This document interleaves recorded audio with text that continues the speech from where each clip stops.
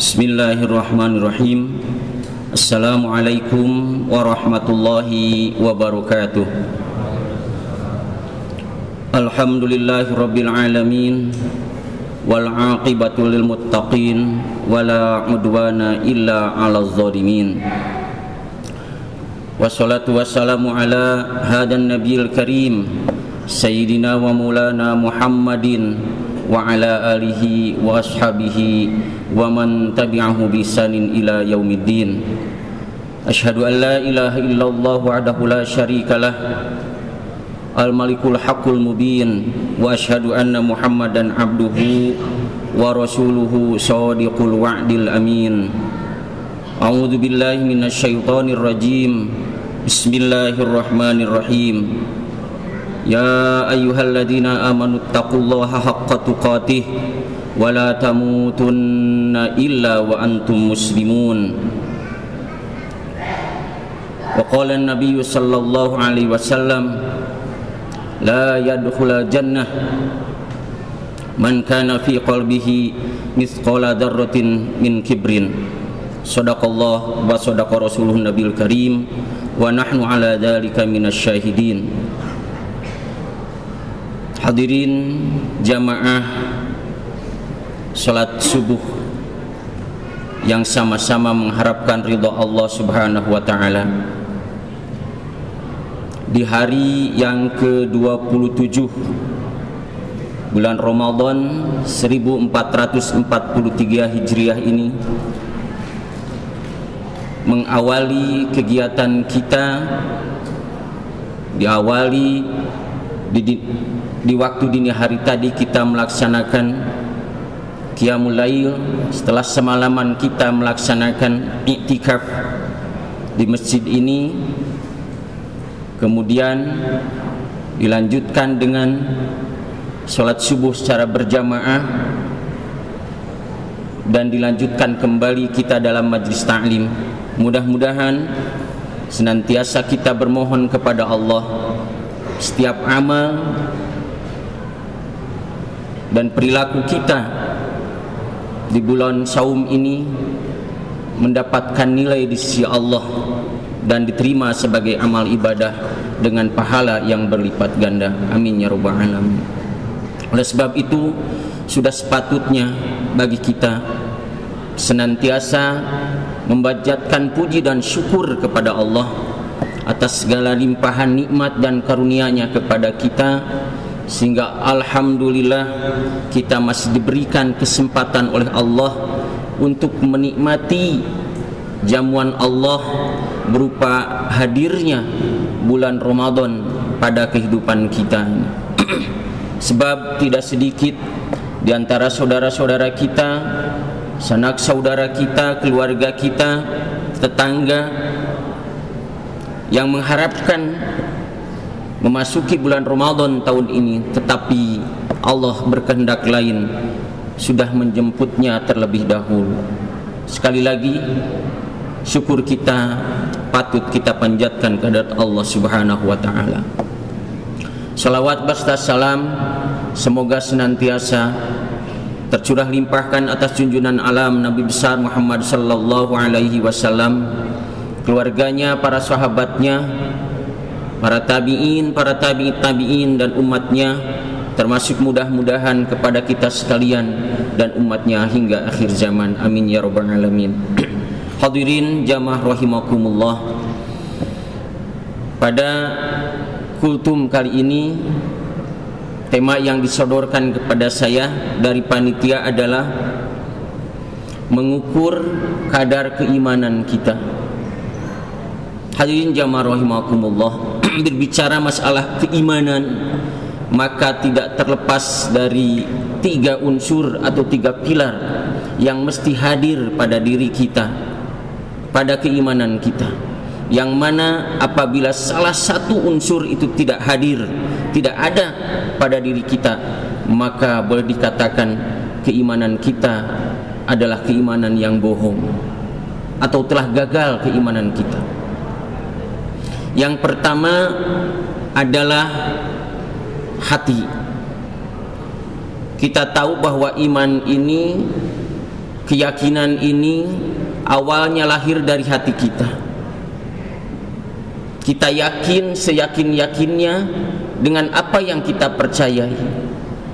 Kita iman kepada Allah, iman kepada para malaikatnya, iman kepada kitab-kitabnya Allah, iman kepada rasul-rasulnya Allah, iman kepada hari kiamah atau yaumul akhir, dan iman kepada qada dan qadar Allah sebagai suatu ketetapan Allah yang tidak bisa kita hindari.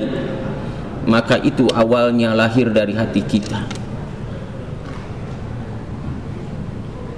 dan itu harus senantiasa kita tetapkan, kita yakinkan dengan kuat dalam hati kita. Sebab ketika semua itu hadir kokoh kuat dalam hati kita, maka insya Allah akan mencerminkan kepada unsur-unsur yang berikutnya. Maka oleh sebab itu, sebagaimana sabda Rasul yang saya bacakan tadi, la yadkhulul jannah, tidak akan masuk surga, man kana fi qalbihi mithqala dzarratin min kibrin, apabila dalam hati seseorang itu ada walau hanya sebesar atom, atau para ulama dulu mengatakan walau hanya sebesar biji sawi. Kalau sekarang mungkin kita tahu partikel yang paling kecil mungkin, atau bahkan yang lebih kecil daripada atom. Ya, dalam hati kita terbersit ada mithqala dzarratin min kibrin, ada kesombongan, ada keriaan dalam hati kita. Maka kata Rasulullah, hati-hati, kita tidak akan masuk ke dalam surganya Allah. Kenapa? Ketika dalam hati kita ada sifat kibrin tadi, maka otomatis keimanan kita berarti tidak kuat. Iman kita kepada Allah tidak kuat, apalagi keimanan kita kepada yang lain. Karena yang paling pokok adalah keimanan kita terhadap Allah Subhanahu wa ta'ala. Dan sekali lagi, ketika keimanan atau keyakinan, kemantapan hati kita tentang keimanan ini kuat, sekali lagi akan mencerminkan kepada unsur berikutnya. Unsur berikutnya adalah yang mesti hadir dalam diri kita, dalam keimanan kita adalah lisan kita, perkataan kita, ucapan kita.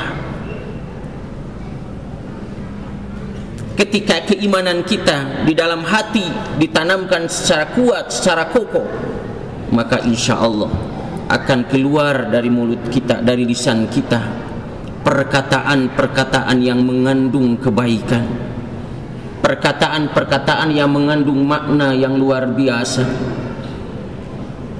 Bukan perkataan-perkataan atau ucapan-ucapan yang kotor, yang jorok, yang dapat menyinggung perasaan orang lain, mengejek, mencaci, menghina, menyudutkan orang lain.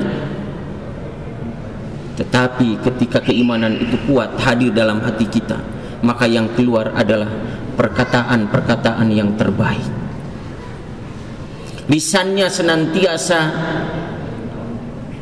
mengucapkan kalimah-kalimah thayyibah, bibirnya senantiasa dibasahi dengan senantiasa zikir kepada Allah, menyebutkan asma-asma Allah. Oleh sebab itulah Rasul mengingatkan kepada kita, man kana yu'minu billahi wal yaumil akhir falyaqul khairan aw liyasmut. Barang siapa yang beriman kepada Allah dan hari akhir, maka hendaklah dia mengucapkan perkataan-perkataan yang baik, atau kalaupun tidak, liyasmut, hendaklah diam. Ketimbang keluar dari mulut kita perkataan-perkataan yang kotor, perkataan-perkataan yang jorok, perkataan-perkataan yang dapat menyinggung perasaan orang lain, menyakiti hati orang lain, menghina, mencaci dan lain sebagainya. Lebih baik auliyasmut, diam. Orang yang beriman kepada hari akhir, kepada Allah dan hari akhir, keluar dari mulutnya adalah khairon, kebaikan-kebaikan. Maka ketika ucapan itu yang keluar adalah ucapan-ucapan kebaikan, maka menunjukkan bahwa derajat keimanan dalam hatinya adalah luar biasa. Tetapi sebaliknya, manakala keluar dari ucapannya, dari lisannya ada perkataan-perkataan yang tidak baik, yang kotor, yang jorok, mencaci, menghina, menyudutkan dan menyakitkan hati orang lain, maka keimanannya patut dipertanyakan. Hadirin jamaah rahimakumullah. Unsur yang ketiga yang lebih penting adalah perilaku. Ketika keimanan hadir dalam hati kita yang kuat, selain mencerminkan dalam perkataan, yang terpenting adalah di dalam perilaku.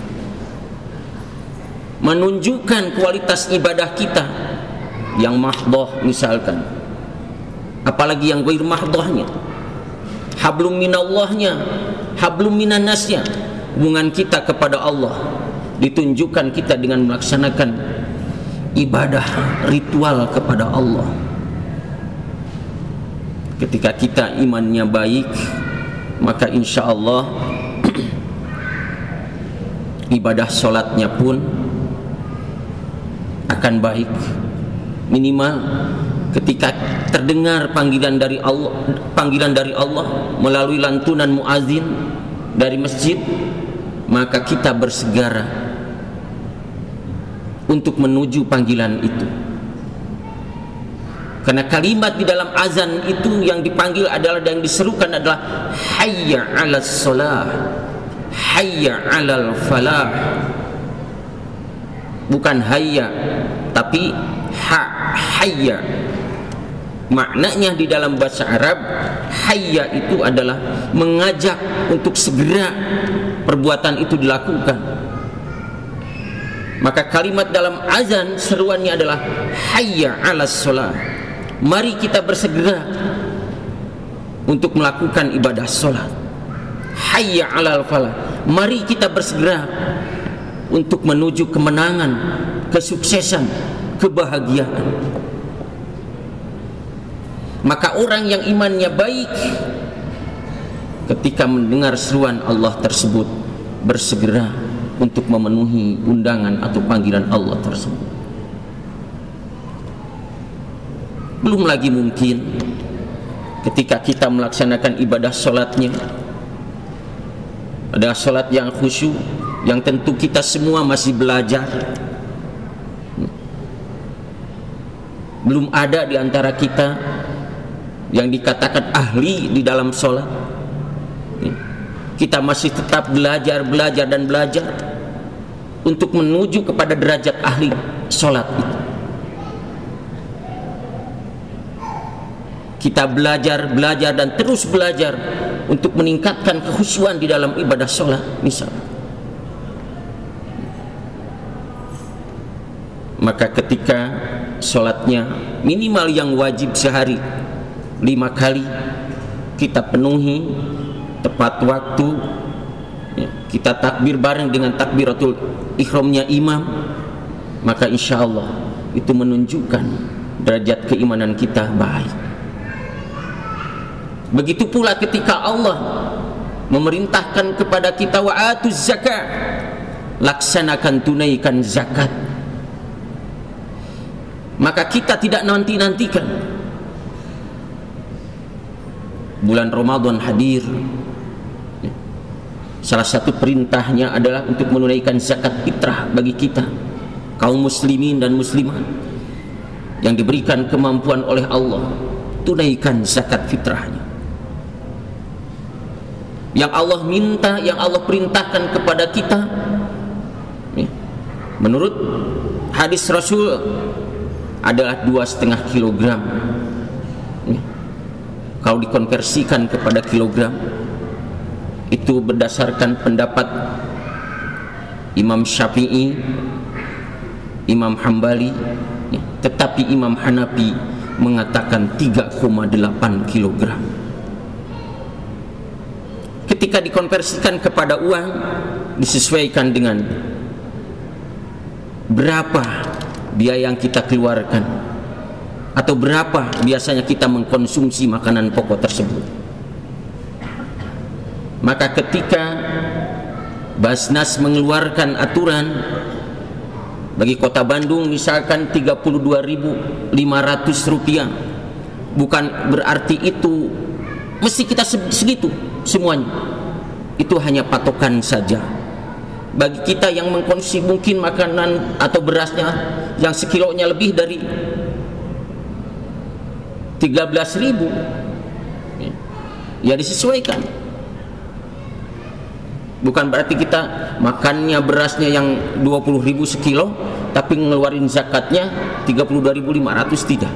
Itu hanya patokan umum saja, patokan dasar saja.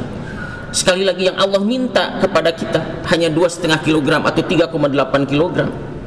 Ketika dikonversikan oleh uang, patokan dasarnya 32.500 dalam setahun.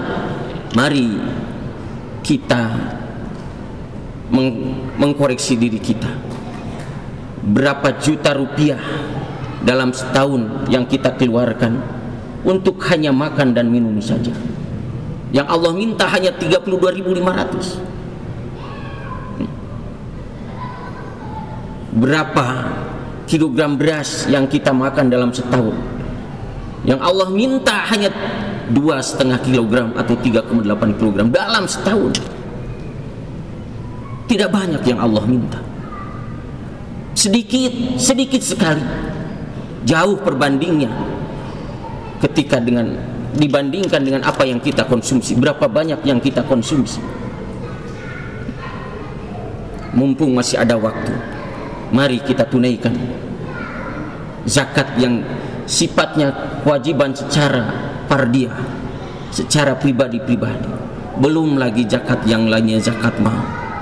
Senantiasa kita perhatikan bahwa dalam setiap rupiah yang ada pada diri kita, maka sesungguhnya ada hak orang lain dari sebagian harta yang kita miliki. Dari harta mal kita, Allah hanya menyuruh keluarkan dari kita 2,5%, tidak 50%-nya, apalagi sampai 100%-nya tidak. Allah tidak mau memberatkan umatnya. Yang Allah minta, yang Allah perintahkan kepada kita, keluarkan hanya 2,5%-nya. Jauh apabila dibandingkan dengan apa yang masih kita miliki, apa yang menjadi hak kita. Hak Allah hanya 2,5%. Tetapi terkadang kita manusia, ketika misalkan dari 1 juta hanya 25.000 yang kita keluarkan, tetapi terkadang kita sangat memikirkan kekurangannya itu, 25.000 itu, tanpa kita memikirkan yang 975.000-nya masih ada pada diri kita. Itulah manusia. Ketika kita tidak merasa berat, rela, ikhlas mengeluarkannya, maka itu menunjukkan derajat keimanan kita adalah keimanan yang baik. Hadirin jamaah rahimakumullah, termasuk ibadah saum menunjukkan bukti kualitas keimanan kita. Ketika Imam Al-Ghazali dalam Ihya Ulumuddinnya membagi derajat saum kita ini menjadi 3 kategori.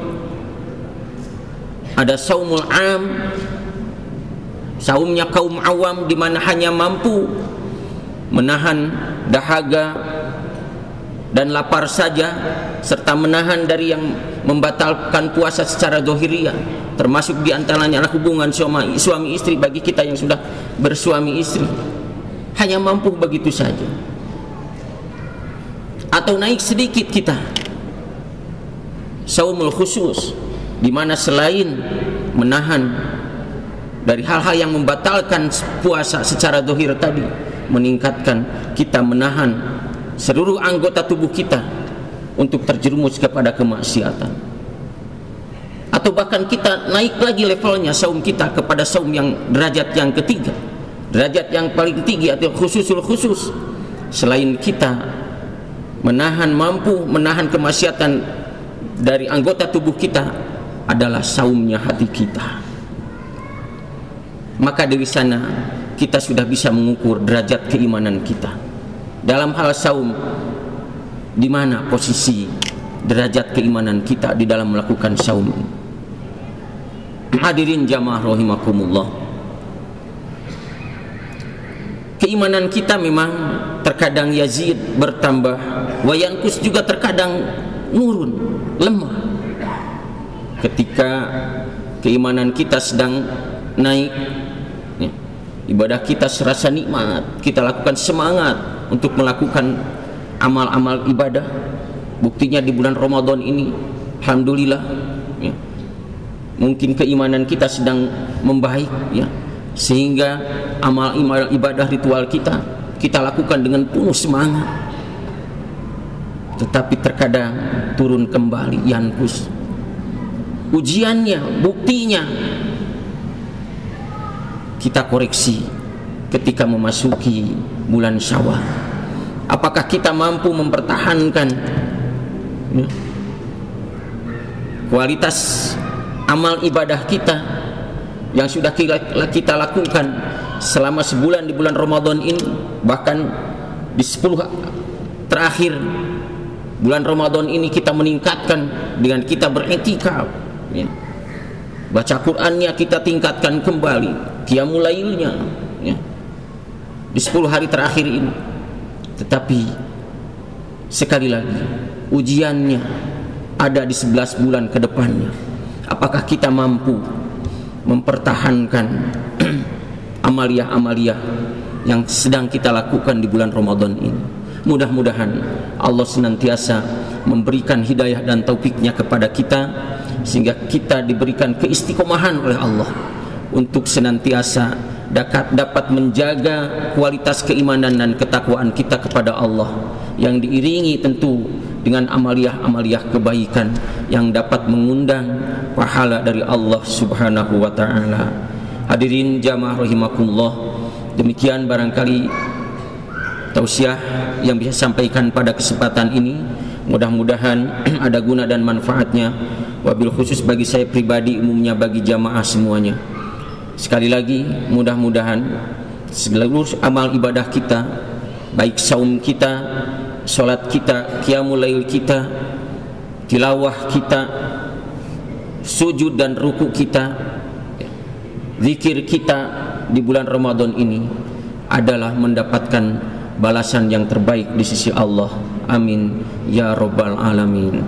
Barakallahu li wa lakum bima fihi minal ayati wa dzikril hakim, wa taqabbala minni wa minkum tilawatahu innahu huwal ghafurur rahim. Assalamu alaikum warahmatullahi wabarakatuh.